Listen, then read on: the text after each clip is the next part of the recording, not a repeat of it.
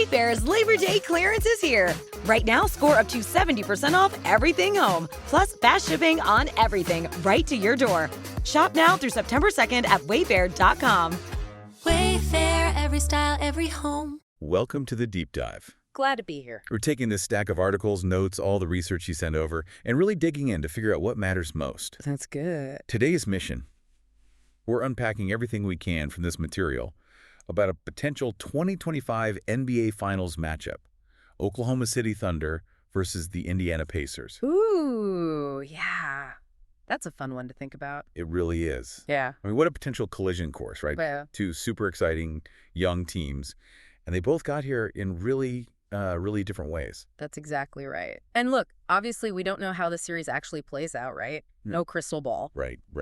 But the sources you've got here, they give us this incredibly rich foundation. You get the history, the roster breakdowns, the roads they took. It really sets the stage. Okay, let's dig in then. First thing that jumps out from the material is the history.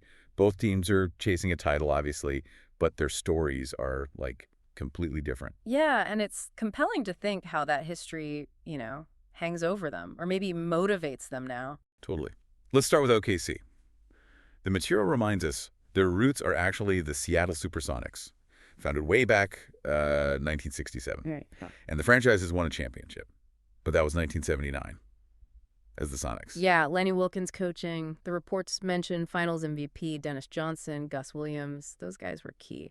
A big moment for Seattle back then. Then the big move, relocation to Oklahoma City in 2008. And the Thunder, well, their only other finals trip before this potential one was 2012. Yes. The Durant, Westbrook, Harden core, so young then. Exactly. And everyone thought they'd be back year after year. But they lost to LeBron's Heat. They did. So the material really hammers this point. For this Thunder team, in 2025, it's not just winning a title, it's bringing that first one to Oklahoma City. That is a whole layer, pressure, maybe motivation, like you said. Definitely adds weight. Now the Pacers. Yeah, you flip over to the Pacers, and it's just a totally different vibe historically, especially thinking about the ABA. Oh, absolutely. Their legacy, the notes really emphasize this. It's deeply tied to the ABA. They weren't just in it. They were a powerhouse. 3 ABA titles, right? 1970, 72, 73, like boom, boom. Yeah, they really cemented themselves as maybe the top team in that league before the merger. A real legacy there. But, and this is the key thing the sources point out, that NBA championship, it's always been just out of reach. Just the one NBA Finals appearance since they joined the league. That was back in 2000. Against the Shaq and Kobe Lakers, lost in 6. Right.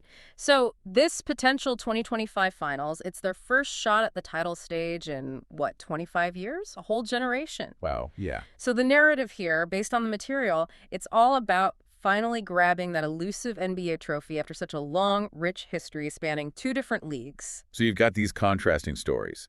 OKC trying to win one for their city, building on roots from elsewhere. Indiana, dominant in another league, still chasing that first NBA ring. Yeah. That historical backdrop feels pretty significant. It absolutely frames the stakes differently for each team, no question. Okay, so moving from the past to the present, the players. The articles you shared make it crystal clear. Both these teams are built on youth, on athleticism, and just incredible versatility. Yeah, it's definitely the modern NBA blueprint, But they've done about it with pretty distinct philosophies. Looking at OKC's roster first, Yeah. the material calls their rise remarkably swift, fueled by all that draft capital and, frankly, amazing player development. And the key guys just jump off the page in these reports. Shai Gilgeous-Alexander, SGA, he's not just the scorer, he's the undisputed leader, likely MVP candidate. Right. The reports highlight his, deliberate style, drawing fouls, controlling tempo, plus elite scoring, creating, and defense. Just a premier two-way player. Then you've got Chet Holmgren, the towering big man. But the analysis stresses it's not just height, it's the elite rim protection and the floor spacing, the offensive skill. He just changes the whole geometry of the court. He really does. And Jalen Williams, J-Dub, he's highlighted as that dynamic wing. Scores, passes, defends multiple spots. Crucial secondary option. Can't forget Lou Dort either. That defensive tenacity on the perimeter. Vital. He's the guy guarding the other team's star. Absolutely essential to their identity. And the depth pieces are important too. Guys like Isaiah Joe, the sharpshooter, Cason Wallace, the 3-and-D guard. Lots of young, athletic guys who contribute. So the overall theme from the material on OKC, Yeah. length, athleticism, and this really strong, almost suffocating defensive mindset. Mm-hmm. Now, on the flip side, you have Indiana. Under Rick Carlisle, they've built this high-octane offense. It's their calling card, even as their defense has gotten better. Push, push, push the pace. And their engine, according to everything we've read, is Tyrese Halliburton. Just an elite playmaker, exceptional court vision. He makes that whole thing go, turns stops into fast breaks instantly. He really does. And adding Pascal Siakam, that's highlighted as huge. Veteran presence, versatile front court scoring, and championship experience. That matters. Yeah, that experience could be key. Yeah. Then there's Miles Turner, anchors the defense, strong rim protector, but also pulls the opposing big out with his three-point shooting. Critical for spacing. Absolutely critical. And Benedict Mathurin, he's noted as that dynamic young scorer. Instant offense, whether starting or off the bench.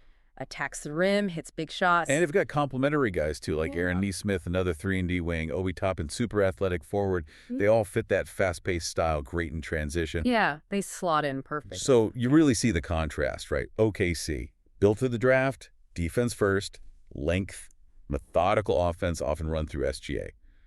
Versus the Pacers, built around Halliburton, speed, high-powered offense, boosted by key veteran additions. Sets up a fantastic style clash. It really does. And the material actually gives us a little taste of how that clash went down during the regular season. Right. And the report suggests OKC pretty much had their number in those games in 2024, 2025. Yeah, they won both matchups. One report had the scores as OKC 120, Indiana 114, and then later OKC 132, Indiana 111. Pretty decisive wins. The analysis in these pieces suggests those wins really showed OKC imposing their style, both offensively and defensively, on the Pacers.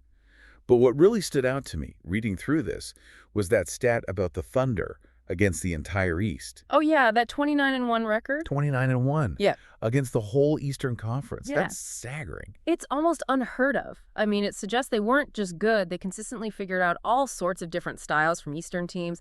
That adaptability, the ability to solve different problems, that's a huge insight the material points to. Yeah. So, while you never want to put too much stock in regular season, Right. Playoffs are different. winning both head-to-heads and having that insane 29-1 record against the East, the material definitely notes that gives OKC a significant psychological edge. Suggests they match up well. It's proof of concept, at least. They know they can beat teams playing that Eastern Conference style. Okay, so getting to the finals. Yeah. It means surviving that playoff gauntlet. The structure, standard stuff the reading confirms. 4 rounds, best of 7, that 2-2-1-1-1 format. And both these teams, they navigated some really tough paths to get here. Different kinds of challenges, though. For the Thunder, top seed in the West, the material details their journey. Sounds like they had maybe a dominant early round, then a real grinder, like a 7-game battle that tested them before closing out the conference finals. Yeah, after a 68-win regular season, facing that kind of escalating pressure in the playoffs, the reports say it really forged this young team, proved their toughness. Meanwhile, the Pacers, coming out of the East as the number 4 seed, their road, according to the material, was probably more about overcoming odds, knocking off higher seeds, likely winning some shootouts with that offense, showing real tenacity. Exactly, maybe seen as underdogs in some of those series. So both teams definitely earned their spot, just through different kinds of trials, both battle-tested in their own way. And the material even gets into the nitty-gritty of the final stage itself. Timing, usually early June kickoff. And the sources actually lay out a potential schedule for this specific matchup in 2025, which is kind of cool. Yeah, it makes it feel real. Game 1 listed for Thursday, June 5th in OKC, since they'd have home court. Right, better record. Game 2, Sunday, June 8th, also OKC. Then it flips to Indiana. Game 3 on Wednesday the 11th. Game 4, Friday the 13th. Then back to OKC, if needed, for Game 5 on Monday the 16th. Game 6, if it goes that far, Thursday the 19th, back in Indy. And the ultimate, Game 7, Sunday, June 22nd, back in Oklahoma City. Yep, that's the standard 2-2-1-1-1 setup. All games, obviously, broadcast on ABC here in the U.S. That's pretty standard for the finals. Now, let's talk odds. Right, the betting lines. Always dynamic, Depends on how teams are playing right then, who's healthy, historical stuff, where the money's going. Sportsbooks crunch all that. So hypothetically. Hypothetically, yeah, the report suggests the Thunder would likely open as the favorites, based mostly on the amazing regular season record and maybe the tougher perceived path through the West. Makes sense. And tickets. Forget about it. Hottest ticket in sports, right? Oh, absolutely. Sold through the teams, the NBA, Ticketmaster, those secondary markets like Vivid Seats. And prices, as you'd guess, are all over the place. Depends on the seat, the game. Yeah. Whether it could be the clincher. Exactly. The material even mentions, like, courtside for a potential Game 7, just astronomical prices. Yeah, it tells you everything about the hype and the stakes. It really underscores the spectacle of it all. Okay, let's peel back from the logistics and get back to the court. The actual basketball.